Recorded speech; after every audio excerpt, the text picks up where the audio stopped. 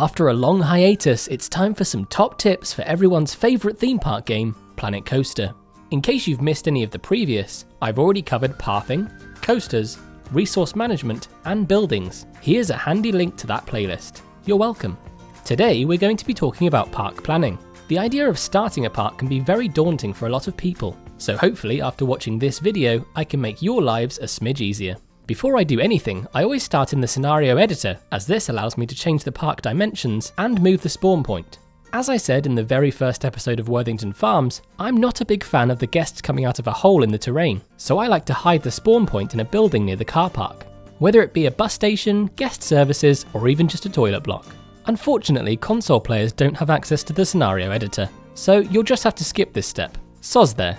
Next you want to decide on the size of your park. If you want to build a mega park, by all means build a mega park, but I highly recommend giving yourself a limited space. The default map size is flipping enormous and way too unmanageable for me. I personally aim for about 60 by 60. That's the rough size of both Worthington Farms and Little Rock Ridge. Whether you surround your park with foliage, terrain or fencing, confining yourself to a smaller area makes the park build much less daunting. And here's the thing, if later on you decide you want to expand, you can.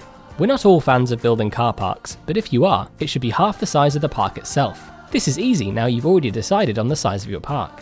Whether you add every detail from the line markings to the ticket machines, or you just pop in a field, adding a car park is a surefire way to boost the realism and somewhere for your guests to arrive from. Parks are very rarely completely flat. Make your life that little bit harder by making some terrain adjustments before you start building. These don't need to be extreme, just adding some slight variations will lead to some nice vistas later on. You could even consider running a river through the middle, or possibly adding a lake. Anything that will help guide your park layout later on. This part varies from player to player, but next I like to place down my pathing.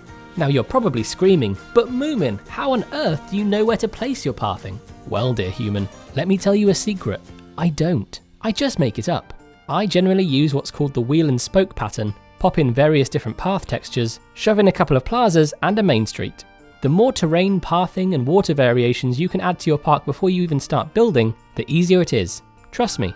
Staring at a blank canvas is often the cause of builder's block, whereas creating obstacles to build around strangely starts to alleviate that stress. Whilst you're doing your pathing, now is the time to think about service roads. If you're going for realism, your park needs constant access to the outside world. Anything from cans of Coke to coaster track. It's got to get there somehow.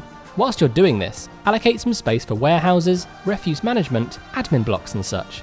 A handy technique is to simply place the foundations of various buildings to ensure you have enough room for what you need. You can then worry about detailing later on. For more tips and tricks on buildings, click the card in the top right now. With your pathing in place, gaps will now be formed where you can think about adding various shops, flat rides and coasters.